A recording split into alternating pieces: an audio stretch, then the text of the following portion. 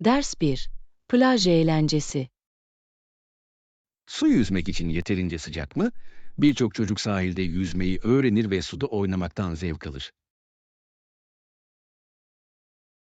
Evet, doğru hissettiriyor. Çocukların etrafta sıçramasını izlemek, kendi çocukluğumun pek çok neşeli anısını geri getiriyor. Ne demek istediğini anlıyorum. Plaj, ailelerin birlikte kalıcı anılar yaratmaları için harika bir yerdir. Kesinlikle.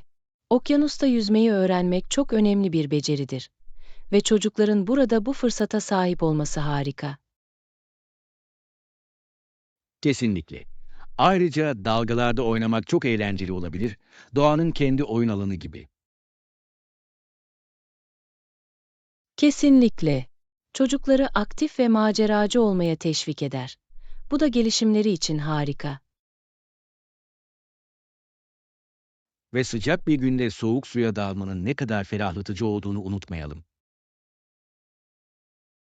Evet, doğanın güzelliğinin tadını çıkarırken sıcağı yenmenin mükemmel bir yolu. Kesinlikle. Plaj gerçekten hem dinlenmek hem de eğlence için büyülü bir yerdir. Ders 2. Apartman avcılığı. Ne tür bir daire arıyorsunuz? Rahat ve misafirperver hissettiren bir yatak odası bulmayı umuyorum. Kulağa hoş geliyor. Tek yatak odalı daireler, yönetilebilirken kişisel bir alan yaratmak için mükemmel olabilir. Kesinlikle.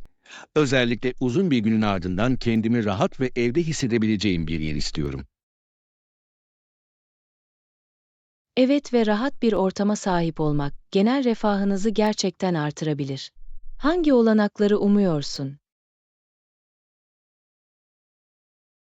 İyi doğal ışığa sahip bir üniteyi ve hatta biraz temiz hava için küçük bir balkona sahip bir üniteyi çok isterim.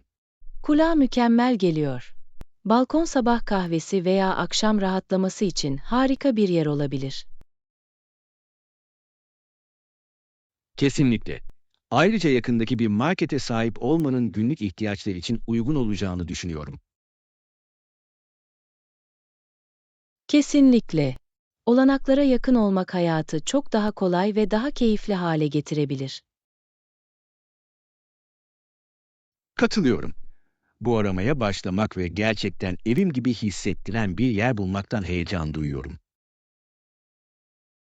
Ders 3. Çocukluk anıları. Ben çocukken dilime bir sopa koydu ve ışığını ağzıma koydu. Bunu yaparken oldukça ciddi görünüyordu. Kulağa oldukça keyifli bir deneyim gibi geliyor. Bu doktor ziyareti sırasında mıydı? Evet öyleydi. Gergin hissettiğimi hatırlıyorum ama bu sadece dişlerim için rutin bir kontroldü. Hayal edebiliyorum. Bu anlar çocuklar için korkutucu olabilir. Ancak sağlığımız için önemlidir. Kesinlikle. Sanırım bu erken deneyimler diş bakımının önemini anlamama yardımcı oldu. Evet, ziyaretler biraz korkutucu olsa bile, genç yaştan itibaren iyi alışkanlıklar aşılamak çok önemlidir. Kesinlikle. Şimdi bu kontrolleri ve dişlerime bakmanın önemini takdir ediyorum. Bu harika bir bakış açısı. Çocukluk korkularının büyüdükçe değerli derslere dönüşmesi komik. Kesinlikle. Bu anılar kim olduğumuzu ve yetişkinler olarak sağlığa nasıl yaklaştığımızı şekillendirir. Ders 4. Mobil uygulama geliştirme. Hedef pazarımız için yeni bir mobil uygulama oluşturmak istiyoruz. Çünkü bu bizim için heyecan verici bir fırsat. Kulağa harika geliyor.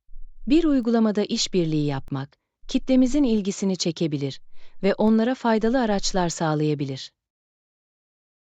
Kesinlikle. Değerli bir işi yaratmak için kullanıcılarımızın ihtiyaçlarını ve tercihlerini anlamak önemlidir.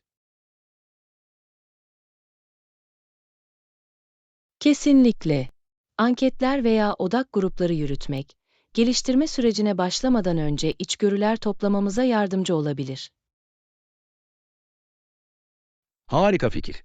Potansiyel kullanıcılardan gelen geri bildirimler, onlarla rezonansa giren özellikler tasarlamamızda bize rehberlik edecektir. Evet ve aynı zamanda beklentilerini en baştan karşılamamızı sağlayacaktır. Hangi özelliklere öncelik vermemiz gerektiğini düşünüyorsunuz? Kullanıcı dostu navigasyon ve etkileşimli öğelerin deneyimlerini geliştirmek için en önemli öncelikleri olması gerektiğine inanıyorum. Kesinlikle. Sorunsuz bir deneyim, kullanıcı tutma ve memnuniyetinde tüm farkı yaratabilir. Bu uygulamanın topluluğumuz üzerindeki potansiyel etkisi ve markamızı nasıl yükseltebileceği konusunda heyecanlıyım. Ders 5. Özgürlük anlatısı. Haline geldiği özgürlüğü düşünmek büyüleyici, hikayesi tarihin tozlu kütüphanelerinden gelen belirsiz gerçeklerin kurak bir tarihçesi değil. Kesinlikle. Yolculuğu canlı ve hayat dolu, kimliğini şekillendiren mücadeleleri ve zaferleri yansıtır. Kesinlikle. Deneyimlerinin bu kadar çok insanda nasıl yankı uyandırdığını tarihi alakalı ve canlı hissettirdiğini görmek ilham verici. Evet, anlatısı kalbe konuşuyor ve bize tarihin sadece tarihler ve olaylarla ilgili olmadığını, gerçek insan deneyimleriyle ilgili olduğunu hatırlatıyor. Gerçekten de. Onunki gibi hikayelerle meşgul olduğumuzda geçmişten anlamlı bir şekilde bağlantı kurabilir, sunduğu dersleri anlayabiliriz. Bu çok doğru. Bizi kendi yolculuklarımız ve bazen hafife aldığımız özgürlükler üzerinde düşünmeye teşvik eder. Evet, hikayesini paylaşarak sadece mirasını onurlandırmakla kalmıyor, aynı zamanda gelecek nesillere özgürlük mücadelesini sürdürmeleri için ilham veriyoruz. Kesinlikle. Tarihimizi ve kültürümüzü korumada hikaye anlatımının öneminin güçlü bir hatırlatıcısıdır. Hikayeler aracılığıyla ortak bir zemin bulabileceğimize ve farklı topluluklar arasında empatiyi teşvik edebileceğimize inanıyorum. Ders 6. Birlikte yemek pişirmek. Elbette soğanları benim için doğrayabilir misin? Aklımda onlarla lezzetli olacak bir tarif var. Tabii ki. Buna hemen başlayacağım. Taze soğan yemeklere her zaman harika bir lezzet katar. Gerçekten yapıyorlar. Bir yemeği nasıl dönüştürebileceklerini, onu çok daha aromatik ve iştah açıcı hale getirmelerini seviyorum. Kesinlikle. Artı, birlikte yemek pişirmek her zaman eğlencelidir. Süreci daha çok paylaşılan bir deneyim gibi hissettirir. Evet, üretken bir şey yaparken bağ kurmanın harika bir yolu. Ne yapmayı planlıyorsun? Doyurucu bir sebze çorbası düşünüyordum. Bu soğuk hava için mükemmel. Kulağa mükemmel geliyor. Birlikte sıcak bir kase çorbanın tadını çıkarmak için sabırsızlanıyorum. Ben de. Yemek yapmak sadece yemekle ilgili değildir. Mutfakta anılar yaratmakla ilgilidir. Kesinlikle. Özenle yapılan yemeklerin insanları nasıl bir araya getirebileceğini seviyorum. Ders 7. Hayatta kalma becerileri. Kıta boyunca avlanarak ve toplayarak hayatta kalmanın zor olduğu çöl bölgelerinde bile hayatta kaldılar. Bu inanılmaz. Tarih boyunca bu toplulukların dayanıklılığını ve uyarlanabilirliğini vurgular. Kesinlikle. Yiyecek ve barınak bulmak için toprak bilgilerine ve becerilerine güvenmek zorunda kaldılar. Evet, hayatlarının bugünkü hayatımızdan ne kadar farklı olduğunu düşünmek büyüleyici. Kesinlikle. Becerikliliklerine saygı duyurken sahip olduğumuz kolaylıkları takdir etmemi sağlıyor. Kesinlikle. Hikayeleri bize çevremizi anlamanın ve doğaya bağlı olmanın önemini hatırlatıyor. Kesinlikle. Bu hayatta kalma becerileri zamansızdır ve bugün hala geçerli olabilir. Özellikle açık hava maceralarında. Katılıyorum. Geçmişten öğrenmemiz ve bu dersleri modern yaşamlarımıza uygulamamız çok önemlidir. İyi söylendi. Dayanıklılıklarından ilham alabilir ve kaynaklarımızı daha fazla takdir etmeyi öğrenebiliriz. Ders 8. Seyahat planları. Kesinlikle. Yaklaşan seyahatimiz için uygun fiyatlı uçuşlar ve konaklama arıyordum. Bu harika. İyi fırsatlar bulmak seyahat bütçemizde büyük bir fark yaratabilir. Kesinlikle. Vardığımızda aktiviteler ve deneyimler için yeterince şey kaldığından emin olmak istiyorum. Kesinlikle.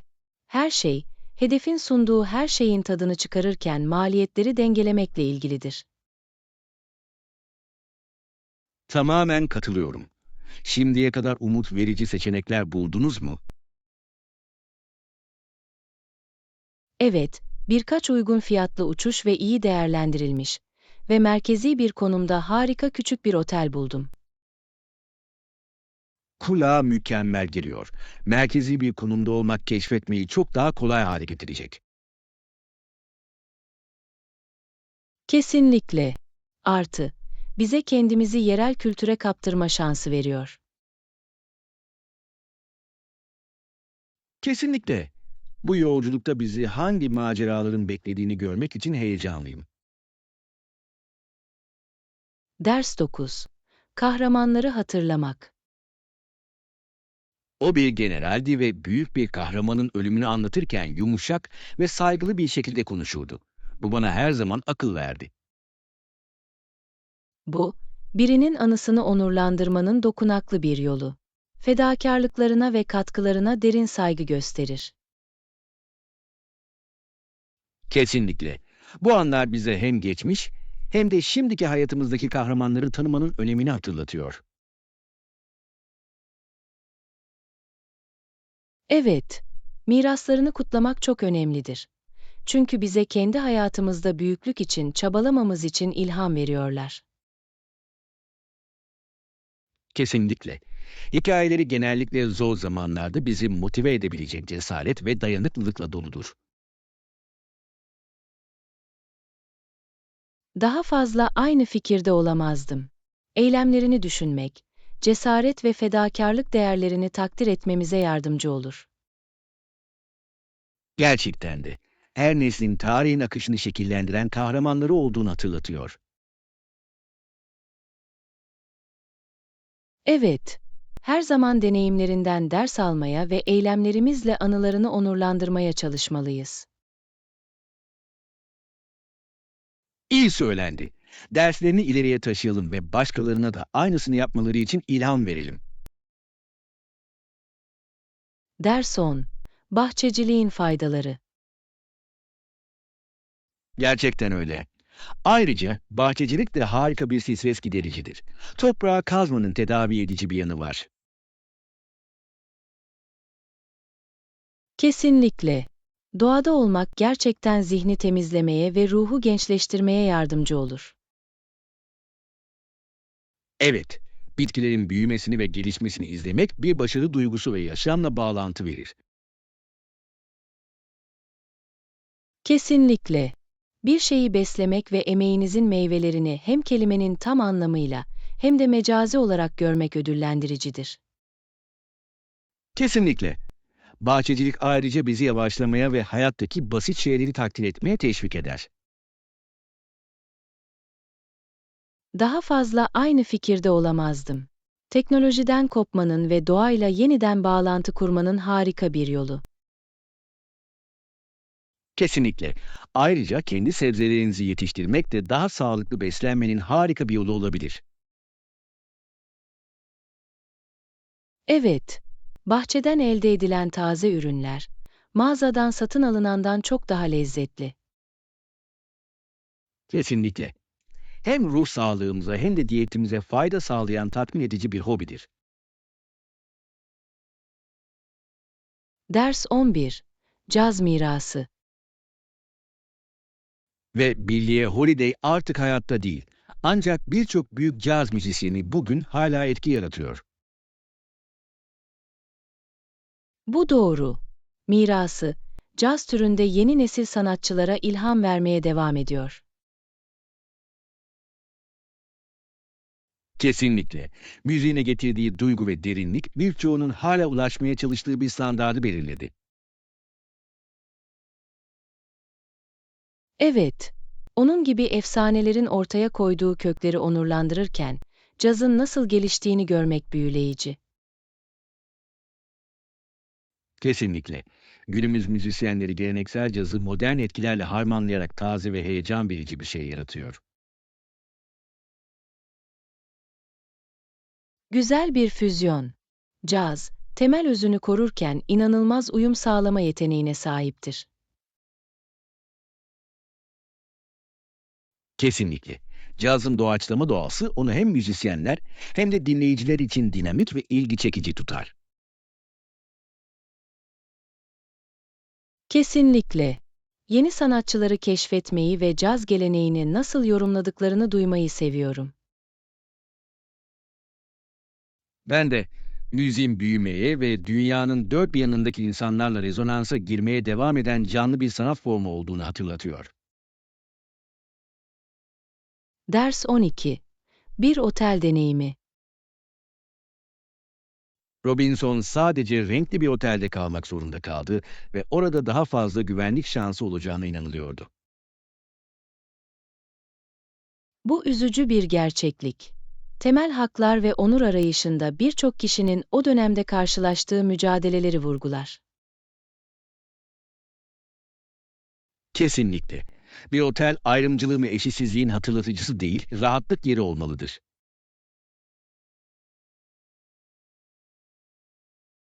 Kesinlikle. Ne kadar ileri gittiğimizi, ancak ne kadar iş kaldığını anlamak için bu tarihsel bağlamları hatırlamak önemlidir. Evet, Robinson'unki gibi hikayeler bize insanların sıkıntı karşısında gösterdiği dayanıklılığı hatırlatıyor. Katılıyorum. Tarihin kendini tekrar etmesini önlemek için bu deneyimleri onurlandırmak ve onlardan öğrenmek çok önemlidir. Kesinlikle. Bu anlatıları paylaşarak gelecek nesillerde empati ve farkındalık geliştirebiliriz. Kesinlikle. Tüm bireyler için eşitliğin ve adaletin öneminin güçlü bir hatırlatıcısıdır. İyi söylendi.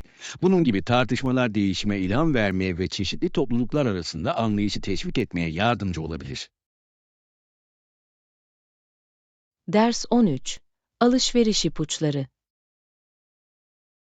Bakalım bugün mağazada neyin gözüme çarptığını görelim. İhtiyacımız olan öğelerin tasarımlı ve işlevselliğini göz önünde bulundurmayı unutmayın.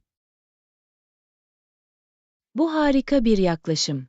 Sadece iyi görünmekle kalmayıp, aynı zamanda amaçlarına da hizmet eden şeyler bulmak önemlidir. Kesinlikle. İyi tasarlanmış bir ürün, ister giysi ister ev dekoru olsun, deneyimimizi gerçekten geliştirebilir. Kesinlikle. Her zaman hem şık hem de pratik ürünler seçmeye çalışıyorum. Özellikle günlük kullanım için.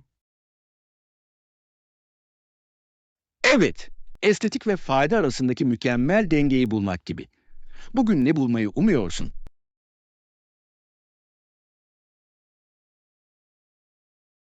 Yemek pişirmeyi daha kolay ve daha keyifli hale getirebilecek bazı yeni mutfak aletleri arıyorum. Kulağa eğlenceli geliyor.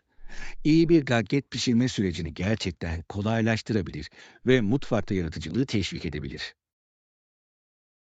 Kesinlikle. Dikkatimizi çeken yenilikçi her şeye dikkat edelim. Kesinlikle.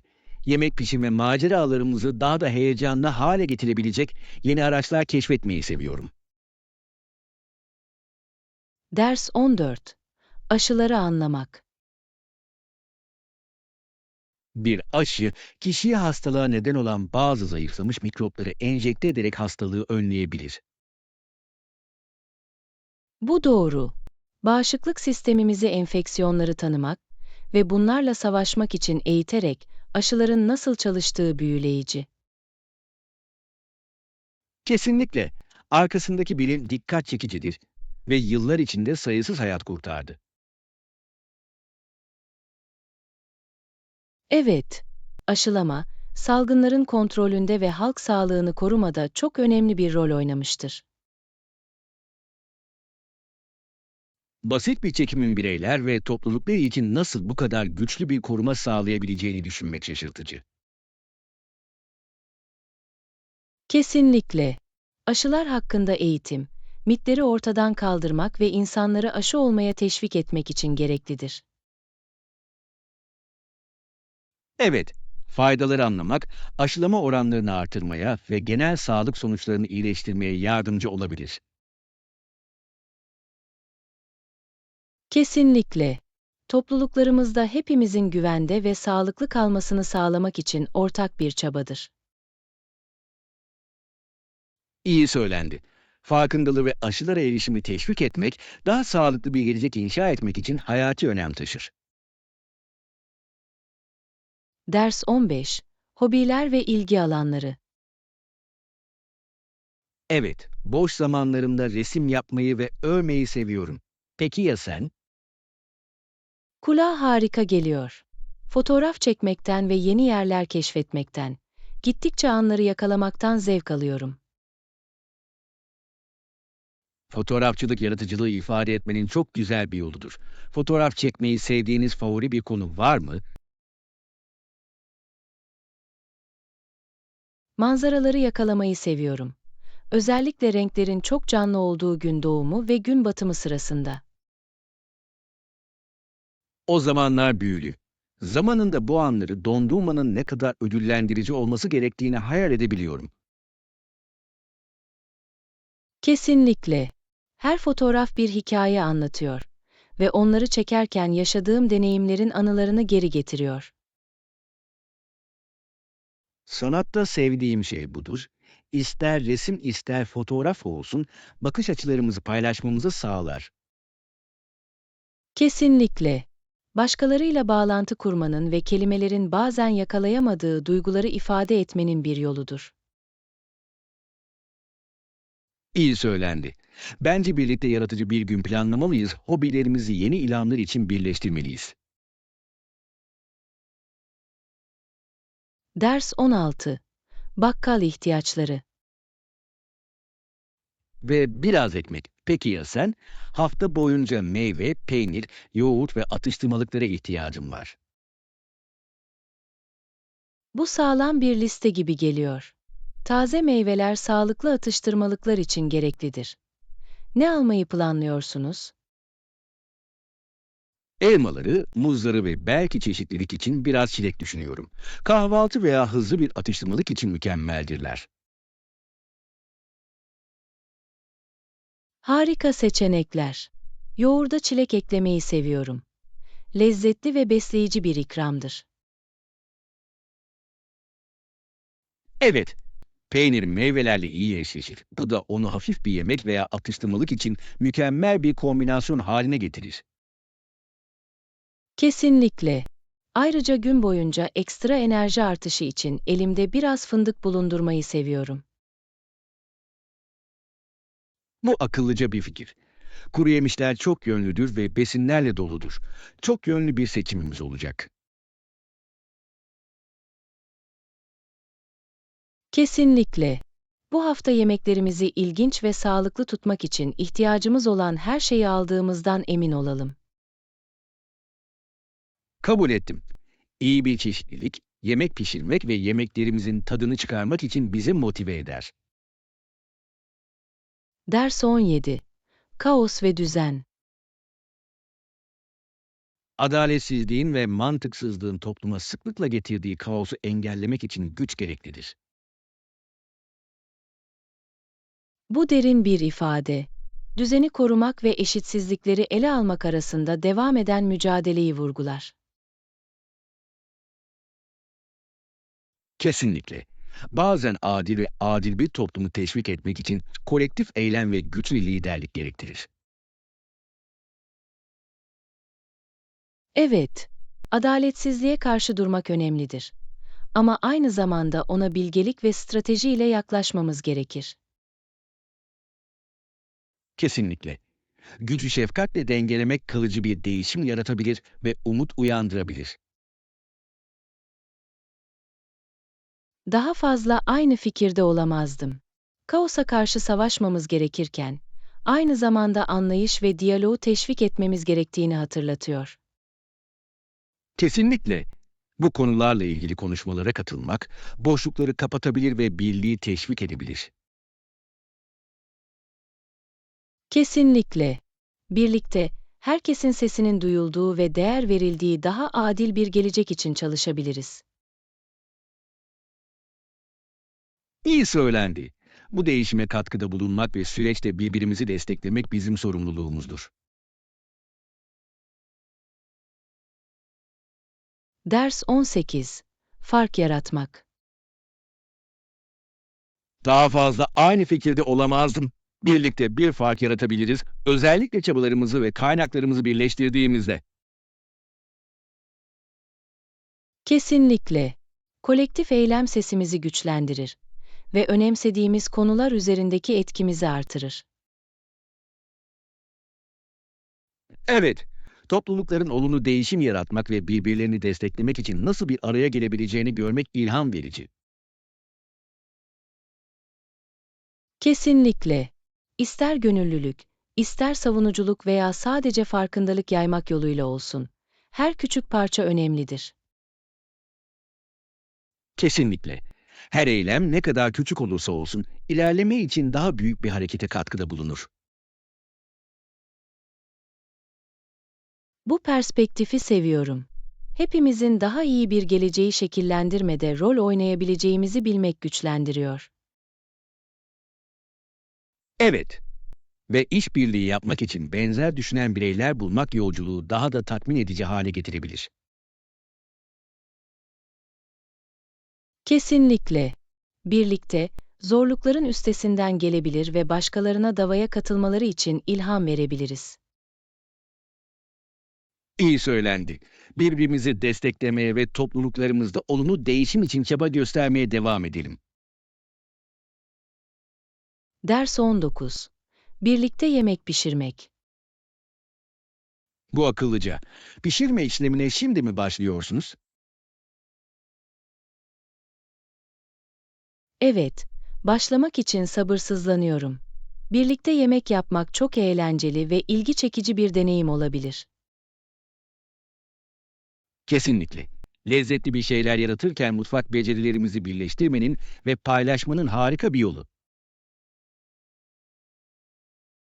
Daha fazla aynı fikirde olamazdım. Ayrıca, kendimiz hazırladığımız bir yemeğin tadını çıkarmak her zaman güzeldir. Kesinlikle. Bugünün yemek pişirme seansı için aklınızda belirli bir tarif var mı? Taze sebzeli ve hafif soslu bir makarna yemeği yapmayı düşünüyordum. Sağlıklı ve lezzetli olacak. Kulağa mükemmel geliyor. Makarnanın bu kadar çok yönlü olabileceğini ve farklı tatlara kolayca adapte olabileceğini seviyorum.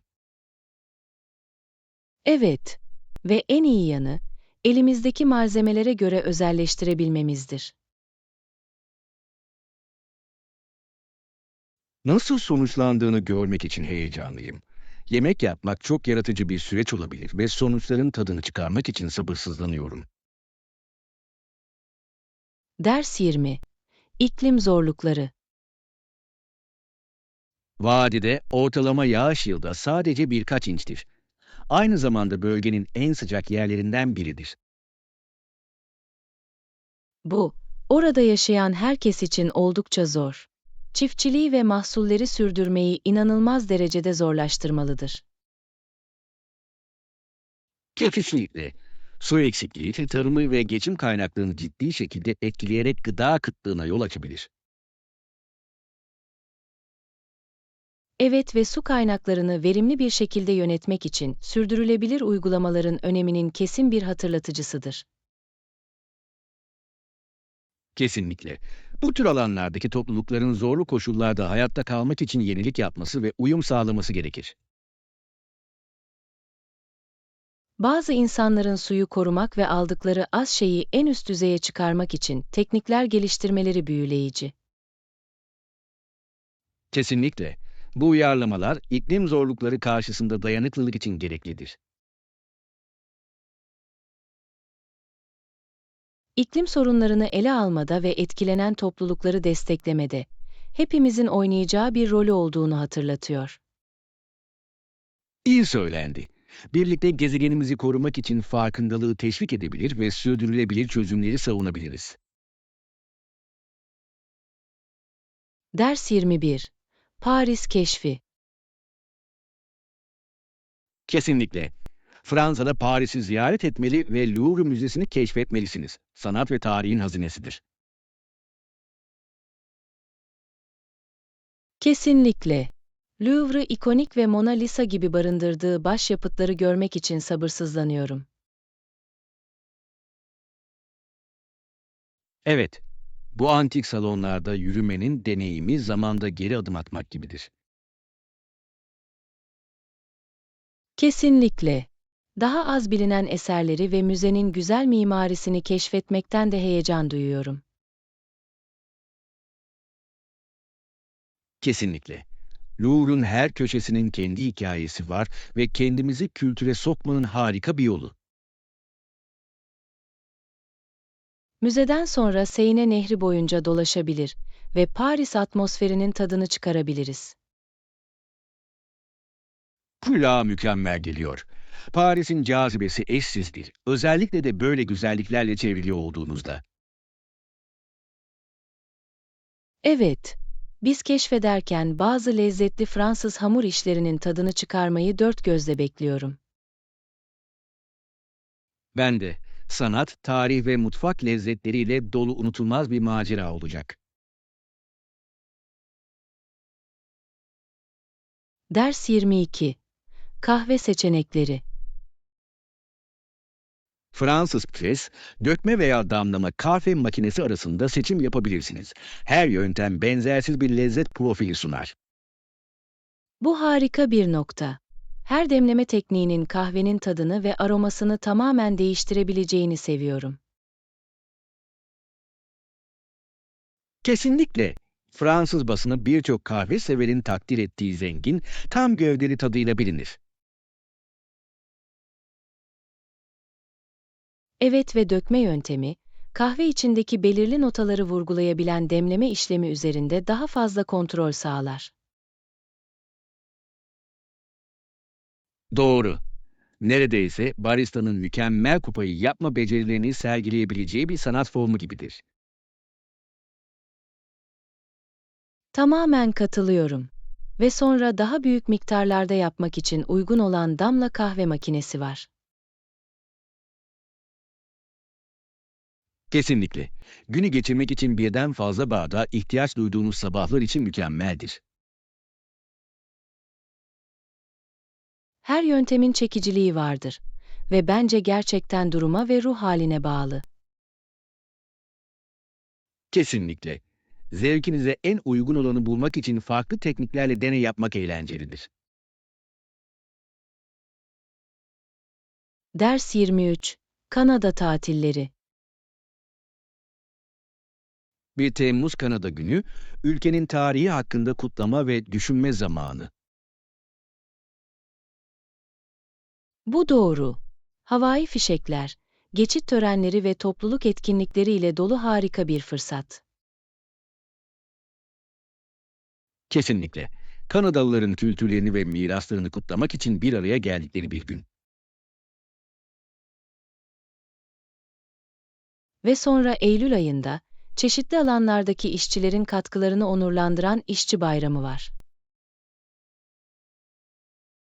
Kesinlikle. İşçi bayramı birçok kişi için yazın sonunu işaret ederek rahatlama ve aile toplantıları için bir zaman haline getirir. Evet, bu tatillerin Kanada'nın değerlerini ve tarihini nasıl yansıttığı ilginç. Kesinlikle. Her kutlama, ulusu oluşturan çeşitli kültürleri takdir etmenin benzersiz bir yolunu sunar. Kesinlikle. Toplulukların kutlamada birleştiğini, aidiyet ve gurur duygusu yarattığını görmek harika. Katılıyorum. Bu tatiller bize ortak tarihimizi ve birlikte kutlamanın önemini hatırlatıyor. Ders 24. Ürün tanıtımı. Kesinlikle. Ürünlerimi sergilemek ve potansiyel müşterilere etkili bir şekilde ulaşmak için harika bir platform. Bu harika. Sosyal medyayı kullanmak, kitlenizi genişletmenize ve görünürlüğü artırmanıza gerçekten yardımcı olabilir. Kesinlikle. Güven ve sadakat oluşturabilen müşterilerle doğrudan etkileşime izin verir. Evet, yayınlar ve hikayeler aracılığıyla hedef kitlenizle etkileşim kurmak, daha kişisel bir bağlantı oluşturabilir. Kesinlikle. Müşterilerden gelen geri bildirimler ayrıca ürünleri iyileştirmeye ve teklifleri ihtiyaçlarına göre uyarlamaya yardımcı olabilir. Kesinlikle. Bu, hedef kitlenizle sohbet etmek gibidir. Ki bu büyüme için paha biçilmezdir. Bu yaklaşımın işimi nasıl olumlu yönde etkileyebileceğini ve beni daha fazla insanla nasıl buluşturabileceğini görmek beni heyecanlandırıyor. Kesinlikle. Yaratıcılık ve bağlantı için yeni yollar keşfetmek için heyecan verici bir zaman. Katılıyorum. Bu fırsattan en iyi şekilde yararlanmak için bazı fikirlerde beyin fırtınası yapalım.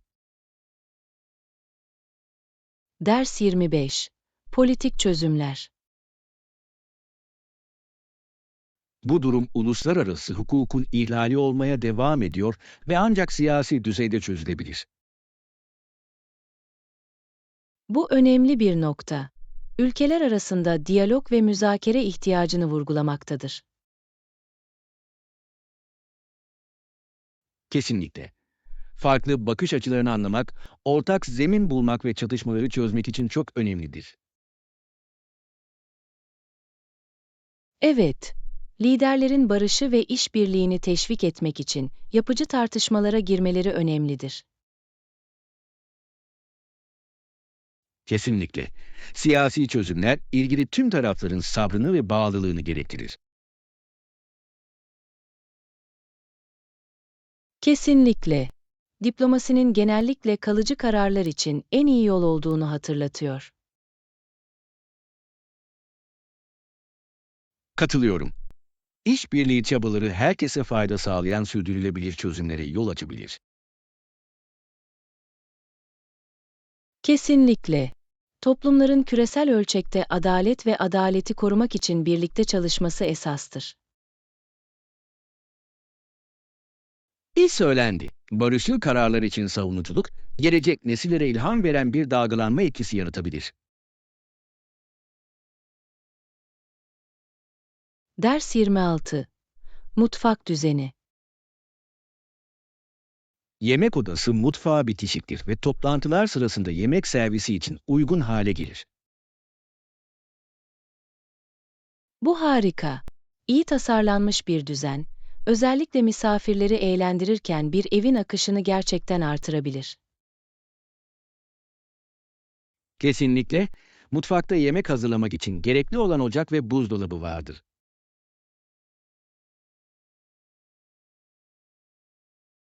Evet, bu cihazların yakınlarda olması, pişirme işlemini kolaylaştırmaya yardımcı olur ve daha keyifli hale getirir. Kesinlikle. Yemek pişirirken her şeye kolayca erişilebilir olması ve verimli bir çalışma alanı yaratması güzel. Katılıyorum. Ve açık bir düzen, aşçı ve konuklar arasındaki etkileşimi teşvik edebilir. Ve bu da atmosfere katkıda bulunur. Kesinlikle. Yemek deneyimini dahil olan herkes için daha ortak ve davetkar hale getirir. Kesinlikle. Sıcak ve misafirperver bir his korurken işlevselliğe öncelik veren evleri seviyorum. Kesinlikle. İyi düşünülmüş bir alan yemek pişirme ve yemek yemeyi keyifli bir deneyime dönüştürebilir. Ders 27. Vejetaryen yemekleri. Yeni vejetaryen yemekleri denemek istiyorum. Öneriniz var mı? Kesinlikle. Favorilerimden biri, renkli sebzeler ve lezzetli bir sos karışımı ile doyurucu bir sebze tavası kızartmasıdır. Kulağa lezzetli geliyor. Tavada kızartması çok yönlüdür ve mevsime göre özelleştirilebilir. Evet, protein için tofu veya nohut ekleyerek tam bir yemek haline getirebilirsiniz. Harika fikir. Vejetaryen yemeklerin hem besleyici hem de tatmin edici olabileceğini seviyorum. Kesinlikle. Başka bir seçenek mercimek çorbası olabilir. Rahatlatıcı ve lezzetle doludur. Soğuk günler için mükemmel. Mercimek harika bir protein ve lif kaynağıdır.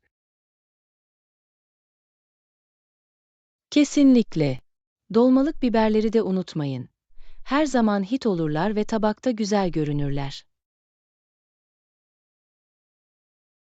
Vay canına. Sadece düşünürken acıkıyorum. Bu tarifleri birlikte denemek için bir yemek günü planlayalım.